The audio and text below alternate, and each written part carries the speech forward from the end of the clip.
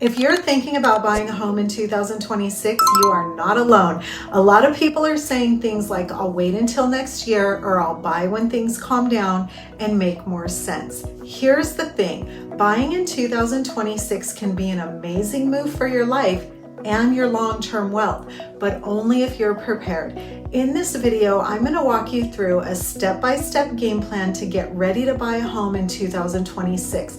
We'll talk about things like your timeline and goals, how to get your finances and credit in shape, what you really need for a down payment and closing cost, why pre-approval matters more than ever, and how to work with the right agent and lender team so you're not overwhelmed. By the end, you'll know exactly what you can start doing now so that when the right home shows up in 2026, you're ready to say yes with confidence. Get clear on your why and timeline. Before we talk numbers and mortgages, we start with something simple. Why do you want to buy in 2026? Your why will shape everything else. Are you tired of rent increases and want stability? Do you want a home that better fits your family or lifestyle? Are you relocating for work or school? Or is this about building wealth and equity for your future? There is no wrong answer, but being honest about your why helps you to decide what kind of home makes the most sense, decide how long you want to stay there, and decide how aggressive you want to be with your timeline. Next, think about when in 2026 you'd ideally like to move.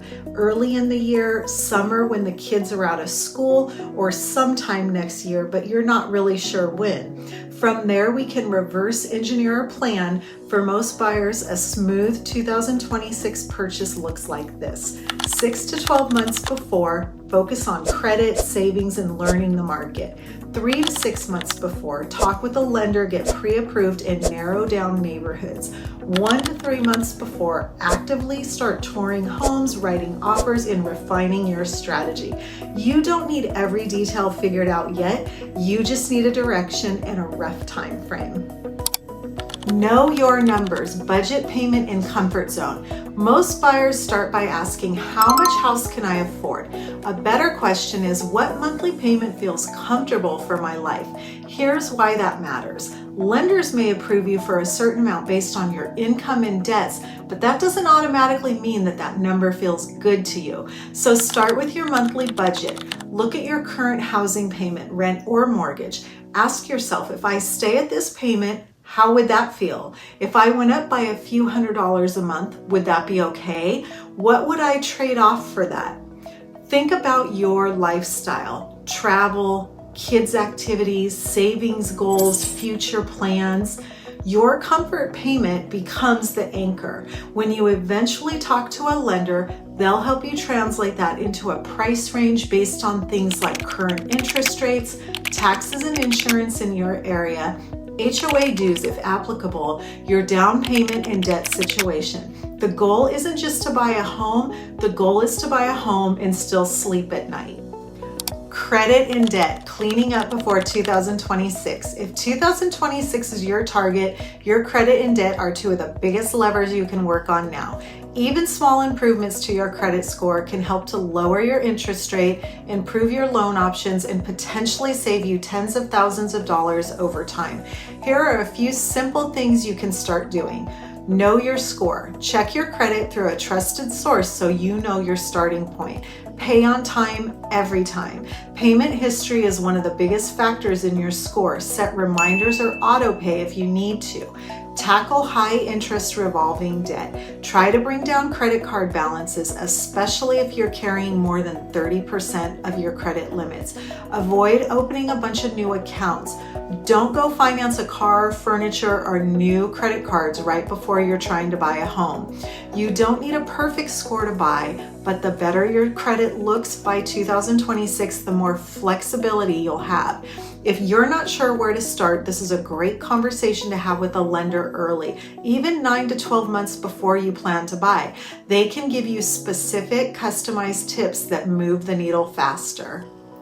Savings, down payment, closing cost, and cash cushion. This is the part that feels intimidating for a lot of buyers, so let's break it down. There are three main buckets: 1, down payment; 2, closing cost; and 3, cash cushion after you close.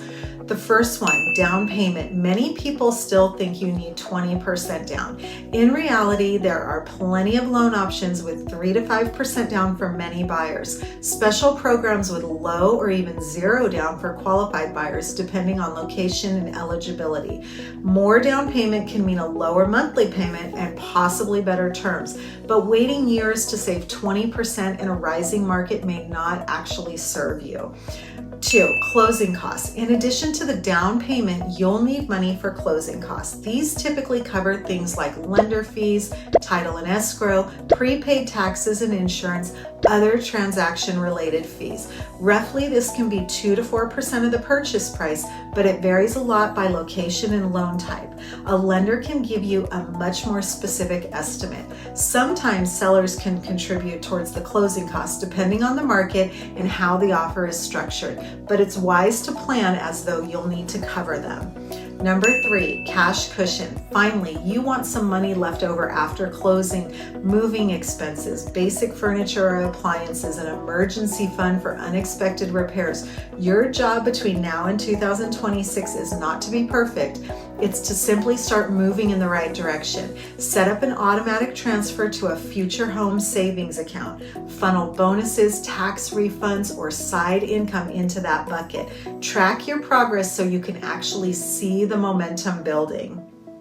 Pre-approval, your 2026 buyer badge. If you take only one thing from this video, let it be this. In 2026, a solid pre-approval is your ticket to being taken serious as a buyer. Here's what a pre-approval does for you. It tells you your real price range based on your income, debts, and credit. It helps you understand your estimated payment at different price points.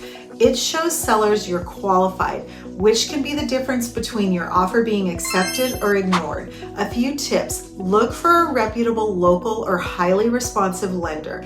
Be ready to share pay stubs, tax returns, bank statements, and info on any debts. Ask plenty of questions. You're not supposed to know all of this already. A great lender will not just say, "You're approved for X." They'll walk you through scenarios. Here's what it looks like if you put 5% down versus 10%. Here's your payment with estimated taxes, insurance, and HOA. Here's how much cash you need at closing in each scenario. Pre-approval is not a commitment to buy tomorrow. It's a way to get clarity so you can shop confidently and make decisions based on real numbers instead of guesses. Choosing your team, agent, and lender. Buying a home in 2026 is not something you should try to DIY by just clicking around on apps. You're going to want a team, a buyer's agent who represents you in your best interest, a lender who's responsive, creative, and transparent. When you're choosing an agent, ask, how do you help buyers prepare before we start looking at homes?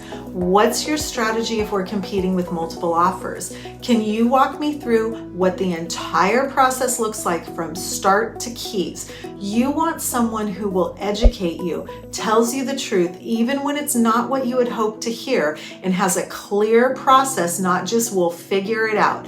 The right team will help you to understand local market conditions in 2026, spot red flags in homes, structure strong offers, negotiate not just price, but also repairs, credits, and timelines. You shouldn't feel pressured or rushed. You should feel informed and supported. Learning the market before you jump in. One of the best things you can do before 2026 is to start learning the market now. Here's how. Set up a home search alert in your target areas. Watch what's coming on the market and what it sells for. Note how quickly well-priced homes go pending. Pay attention to the price range where homes tend to move fast, the difference between homes that look updated and move-in ready versus needs work, how much house you get for your money in different neighborhoods. When the time comes to buy in 2026, you'll be making decisions from a place of familiarity instead of shock. Your agent can also send you customized status updates and help you interpret what you're seeing. Is this neighborhood trending up? Are we seeing more price reductions? What's the realistic competition like for homes in your budget? The more you absorb now, the calmer you'll feel. Mindset. Staying grounded in 2026. Last but really important, mindset. Buying a home, especially in a market where you hear a lot of noise about rates, prices, and headlines, can feel emotional. Here are a few grounding truths to hold on to. You're not trying to time the market perfectly. You're trying to make a good decision for your life that also makes financial sense. The best time to buy is when you have a stable situation, you can comfortably afford the payment, and you've done the work to prepare. You can always refinance the rate later if the numbers make sense. What you can't do is go back in time and buy the home you love at last year's price. Give yourself permission to ask questions, feel a little nervous, and take one step at a time instead of trying to have it all figured out on day one. If you're watching this and thinking, I want to buy in 2026, but I don't even know where to start, that's exactly why I made this. You don't have to do this alone, and you don't have to wait until the last minute. Here's what you can do next. Make a quick list of your why and your ideal timeline. Take a look at your credit and savings. No judgment, just awareness. And then connect with a trusted lender and agent to map out your personal game plan. If you would like help with that, I'd love to walk you through it. Send me a message with the words 2026 buyer plan, and I'll reach out to set up a no pressure strategy call. We'll look at your situation, your goals, and the steps you can take between now and 2026 to put yourself in the strongest possible position so when the right home shows up, you're ready.